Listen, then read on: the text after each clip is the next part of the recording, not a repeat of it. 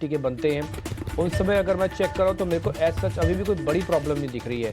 इंडसइंड टूटेगा no doubt, 10% तक जाएगा नीचे, लेकिन उसके बाद सीधा आपके शेयर्स कम होते जाएंगे, उनकी परसेंटेज कम है गिरने की, और बढ़ने वाली शेयर्स भी ठीक है। आईसीआईसीआई बैंक भी हरे निशान में खुलेगा पहला टिक। ओपनिंग के टिक्स आना शुरू हो गए हैं और 125 पॉइंट अब 22,300 को अच्छे से बचा रहे हैं और 47,936, 950, 948 और धीरे धीरे करके हम 48,000 अगर आ जाएंगे तो damage done and discounted both हो जाएगा। ध्यान रखिएगा, मैं वर्ड बोल रहा हूँ, damage done and discounted both हो जाएगा। उसके बाद हो सकता है बाजार अपने रिदम में आ जाए। 48,000 का शुभ आंकड़ा मेरे को स्क्रीन पर दिख गया, जैसे मैंने आपको शुरुआत में बोला था कि 48,000 दिख जाना चाहिए, दिख गया है बैंक निफ्टी का। और दूसरा 22,343 है। ये आपका बैंक निफ्टी अपडेट नहीं हो रहा, इसको 1 मिनट के लिए हटा दो, निफ्टी डाले रखो स्क्रीन पर आपके, ठीक है ना, डन। अब आ जाओ जरा कुछ और चीज़ों पे। इंडिया विक्स करीब 3% ऊपर चल रहा है, 14.42 पे है, तो इंडिया विक्स भी कुछ ज़्यादा नहीं बढ़ा। तो जो पैनिक है, जो डर है, वो बहुत ज़्यादा नहीं है। देखो, मैं आपको तसल्ली नहीं दे रहा, मेरा काम तसल्ली देने का है भी नहीं। अरे तसल्ली कैसे दे दूंगा, बाजार टूटेगा, आपके पैसे जाएंगे, मेरी तसल्ली से क्या हो जाएगा आपको, है ना। तो तसल्ली के मैं चक्कर में नहीं फंसूंगा, लेकिन जो चीज़ हमको दिख रही है with the help of a data है, जो हम एनालिसिस कर पा रहे हैं, हमें नहीं लगता कि कोई बहुत मेजर प्रॉब्लम से आज बाजार दो हाथ करेगा। जो अभी तक चल रहा है वो ठीक है, शुरुआती झटका है, उसको एब्जॉर्ब करने की पूरी कोशिश भी कर रहा है। और जैसे मैंने आपको कहा 48,000 और 22,300 मेरे को तो दोनों ही ब्रेक होते हुए नहीं लग रहे, और दोनों शायद क्लोजिंग के ऊपर भी रहें। अब आ जाते हैं जरा HDFC bank, Reliance industries, TCS, Infosys, ये सब दिखाओ। खासकर आज IT वाले स्टॉक्स दिखा दो। देखो ICICI बैंक तो ऊपर ही है बाकायदा, ये तो मैंने बोला भी नहीं, बट फिर भी दिखा दिया, अच्छा किया। TCS, इन्फोसिस में गिरावट मात्र 1% की है। अगर वर्ल्ड की सबसे बड़ी इकोनॉमी की देश की कंपनियां टूटे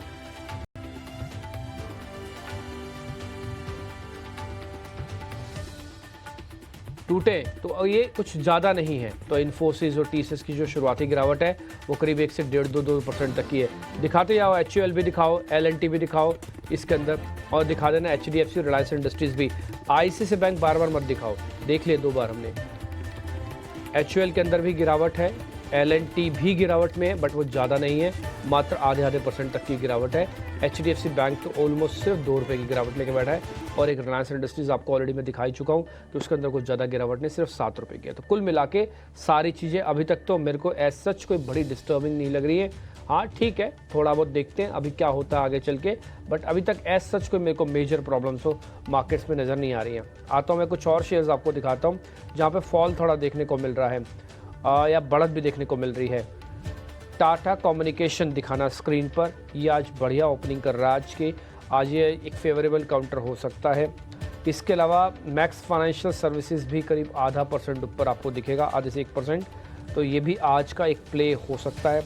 इंडसइंड की प्रॉब्लम्स काफ़ी सीवियर है, रिपोर्ट्स आई हैं, काफ़ी लोगों ने इसका टारगेट घटाया है। आज सुबह हमारे रिपोर्टर भी इसके बारे में बता रहे थे, ऑलरेडी वैसे डेरिवेटिव का कॉन्ट्रैक्ट है, लेकिन शुरुआत में ही अगर कोई शेयर 10% के गैप के साथ खुले तो 15 मिनट का हॉल्ट लगता है डेरिवेटिव्स में, उसके बाद इसका 5% का एरिया खुल जाएगा, फिर ये 15, फिर ये 20, टिल कहीं भी जाए, बट ये जा सकता है। तो फिलहाल अभी 10% टूटा हुआ है ये शेयर। इसके अलावा जो शेयर टूटे हैं उसमें अमूमन आपको IT कंपनीज दिख रही होंगी, Infosys, Wipro, LTI, Mindtree, TCS, इस सब में थोड़ी ज़्यादा प्रेशर है। अदरवाइज तो कुछ ज़्यादा मेरे को बड़ा प्रेशर दिख नहीं रहा। मैं आपको बता देता हूँ कि निफ्टी की जो गिरावट थी, जो 115 पॉइंट की आपने देखी थी, वो 50% रहने को है, सिर्फ 82 पॉइंट की गिरावट रह गई है। बैंक निफ्टी भी कोशिश कर रहा है कि सिर्फ से 48,000 को पाले, लेकिन इसकी प्रॉब्लम क्या है ना, इंडसइंड बैंक की वेटेज ने इतना ख़राब कर दिया इसको आज का कि बैंक निफ्टी बेचारा बड़ी मेहनत करें। तो आपको मैं ट्रस्ट वर्दी से बता रहा हूँ, ये 48,300 होता अब तक तो ये उड़ा देता बैंक निफ्टी आज। IT का फॉल होना, बैंक्स के लिए ऑलरेडी कुशन मिलता है कि थोड़ा सेफ्टी नेट भी था, एक इंडसइंड ने ऐसा आज डिस्टर्ब कर दिया बैंक निफ्टी को, नहीं तो उड़ा देता आज बैंक निफ्टी। ट्रस्ट में माई वर्ड, आज अच्छा खींचता बैंक निफ्टी, आपको बड़ा फील गुड होता बैंक निफ्टी को देख के कि अच्छा चल रहा है बैंक निफ्टी। बट वेटेज का क्या करें, 12 तो शेयर ही हैं, 12-13 शेयरों में से भी एक शेयर अगर 10% का सर्किट लॉक खुलेगा तो फिर कैसे बात चलेगी। ठीक, बट कोई बात नहीं, ज़्यादा घबराइए नहीं, देखते हैं अभी और क्या होता है। अभी 110 पॉइंट की गिरावट। एक और point, no aggression no depression के स्टांस को बनाए रखना, एकदम से कूद के अंदर मार्केट के अंदर आना नहीं। आज का पूरा दिन दे दो सिर्फ देखने के लिए, अगर मैं आपकी जगह होता आज मैं कोई ट्रेड ही नहीं करता, मार्केट को एंजॉय करता, देखते हैं क्या होता है टाइप करके। ठीक, तो अब आ जाते हैं जरा हीट मैप पे। हीट मैप लेते आइए स्क्रीन पर। ये तो मेरे पास तो काफ़ी सारे शेयर हैं बोलने के लिए, फिर मेहमान रुके रहेंगे और फिर हम ओपनिंग स्टॉक भी नहीं ले पाएंगे जल्दी जल्दी। हीट मैप दिखा दीजिए, स्पीड से दिखाना सारे के सारे हीट मैप, 1 मिनट का हीट मैप सारे दिखा देना, उसके बाद फिर मेहमानों से हम जुड़ जाएंगे।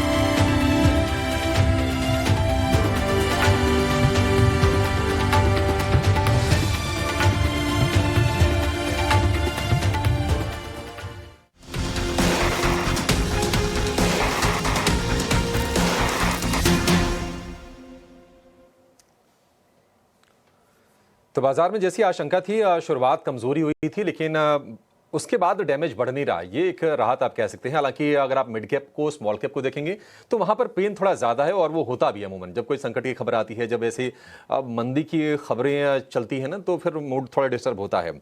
इसके चलते आप देखेंगे एडवांस डिक्लाइन का जो रेशियो है वो काफी ज्यादा पुअर फिलहाल आपको दिखेगा।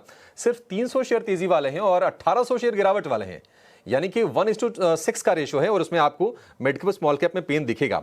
निफ्टी 125 अंक ही नीचे है, और आईटी शेयर में अब देखेंगे इन्फोसिस, विप्रो में 2% से ज्यादा ही कमजोरी है, लोअर लेवल से थोड़ी रिकवरी की कोशिश कर रहे हैं। टीसीएस पर उतना ज्यादा इंपैक्ट नहीं है, 1% से भी कम की गिरावट पर फिलहाल कारोबार हो रहा है।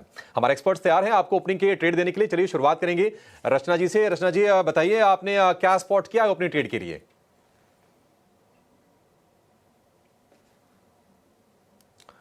ठीक है, रचना जी से संपर्क नहीं हो पा रहा है। तेजस हमारे साथ हैं। तेजस जी बताइए, कहां पर आपकी नजर गई है और क्या खरीदने या बेचने की सलाह देंगे आप?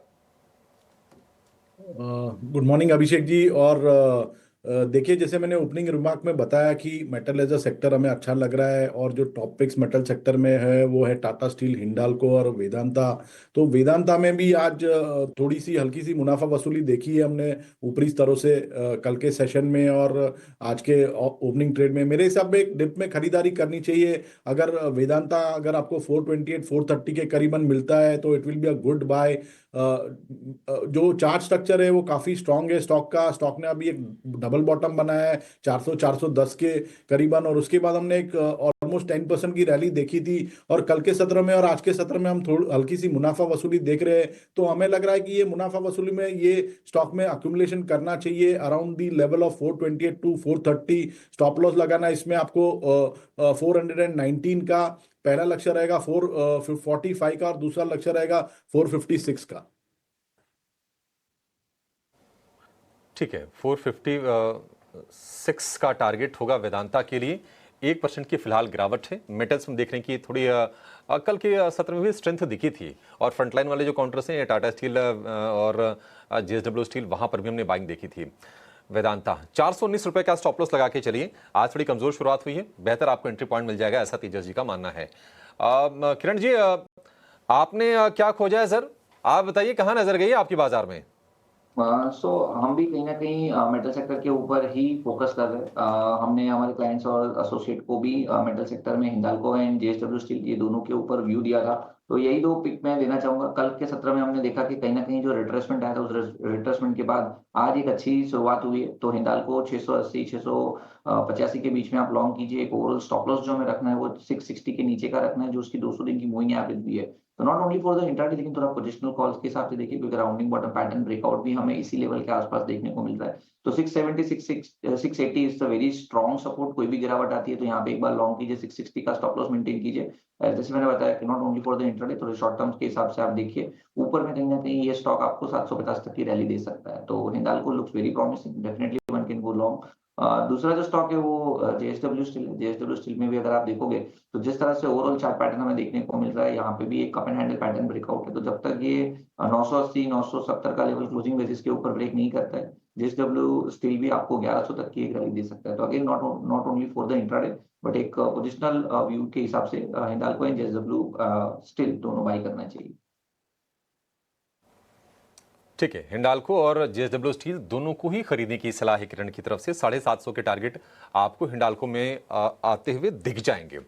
थोड़ा सा आपको लंबा रखना है, मतलब बहुत शॉर्ट टर्म नहीं है, थोड़ा लंबा रखेंगे। देखिए टारगेट भी थोड़े बड़े बड़े हैं। जेएसडब्ल्यू स्टील के लिए करीब करीब 90 रुपए ऊपर का टारगेट है, 1100 के टारगेट से खरीदने की सलाह दे रहे हैं। तेजा जी, एक और शेयर के बारे में जरा व्यू दीजिए, पेटीएम। पेटीएम में 2% की तेजी है। क्या पेटीएम में जो फॉल होना था आपको लगता है कि अब वो हो गया है, बेस फॉर्मेशन हो गया और ये क्या चलने के लिए तैयार है शेयर अब? देखिए अभिषेक जी, ये जो पेटीएम का जो चार्ट स्ट्रक्चर है अभी भी वीक है। स्टॉक ने अभी रिसेंटली देखेंगे तो 5-6 दिनों के टाइम होराइजन में 200 दिन की मूविंग एवरेज भी तोड़ दी है और जो है एक फॉलिंग वेज में ट्रेड हो रहा है स्टॉक। कोई रिवर्सल पैटर्न अभी तक फॉर्म नहीं हुआ है, तो मुझे लग रहा है अभी भी सेल ऑन राइज की रणनीति रखनी चाहिए स्टॉक में। जब तक ये स्टॉक 720 से लेके 725 के नीचे ट्रेड कर रहा है, मुझे लग रहा है कि जो आउटलुक है ओवरऑल अभी भी बेरिश है। There is no sign of bottom reversal as of now. तो सेल ऑन राइज की रणनीति रखनी चाहिए पेटीएम में।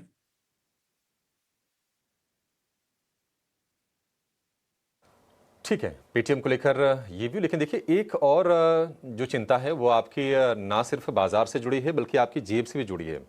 ऐसी खबरें भी आ रही हैं, आप देख भी रहे होंगे कि आप एटीएम पर जाते हैं और एटीएम में पैसे नहीं मिलते हैं। दिक्कत यह है कि जो कैश मैनेजमेंट करने वाली एक बड़ी कंपनी है एजीएस ट्रांजैक्ट, जिसकी 3 साल पहले लिस्टिंग हुई थी, वो लगातार गिरावट का शिकार हो रहा है शेयर। आज 27वां सत्र है जब शेयर में 5% का लोअर सर्किट लगा है और 15 रुपए के, अब तो 14 रुपए के भी नीचे के भाव हो गए एजीएस ट्रांजैक्ट के, और ये बिग एक्सीडेंट है। कल हमने एटीएन और स्वदेश ने आपको इसको लेकर सावधान किया भी था, बट ये है कि देखिए वेल्थ करीब करीब 90% इसमें से इरोड हो चुकी है। 250 रुपए का इसका आईपीओ प्राइस था एजीएस ट्रांजैक्ट का।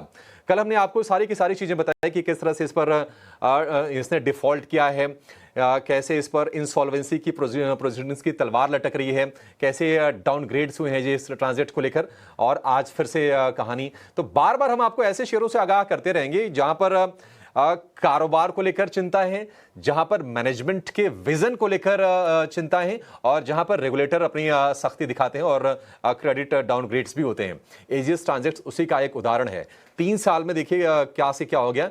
ये कैश मैनेजमेंट का ही काम करती है। आपने देखे होंगे एजीएस ट्रांजैक्ट के वैन, ये कंपनी ले जाती है कैश को, फिर एटीएम्स वगैरह में भरती है और इनके इस तरह से कारोबार चलता है। इनके जो लेंडर्स हैं, बंधन बैंक है, इंडसइंड बैंक है, एसबीएम बैंक है, एचडीएफसी बैंक है, ये कुछ बैंक से जो उनके लेंडर हैं। देखते हैं कि आगे क्या होता है, क्या ये इंसॉल्वेंसी में जाएगी, दिवाली की प्रक्रिया का सामना करेगी एजीएस ट्रांजैक्ट। लेकिन निश्चित तौर पर काफी ज्यादा फॉलिंग नाइफ बल्कि आप कह लीजिए 87% की गिरावट 52 वीक के में हम देख रहे हैं। 14 रुपए का भाव हो गया एजीएस ट्रांजैक्ट का। तेजा जी, कोई कमेंट आप करना चाहेंगे एजीएस पर? नहीं, मैं कोई कमेंट नहीं कर पाऊंगा क्योंकि ये स्टॉक में कुछ देखेंगे तो कंटिन्यूअसली लोअर सर्किट लग रही है। तो इसमें मेरे हिसाब से तो दूर ही रहना चाहिए। बिल्कुल बिल्कुल दूर रहना चाहिए आपको इस स्टॉक से।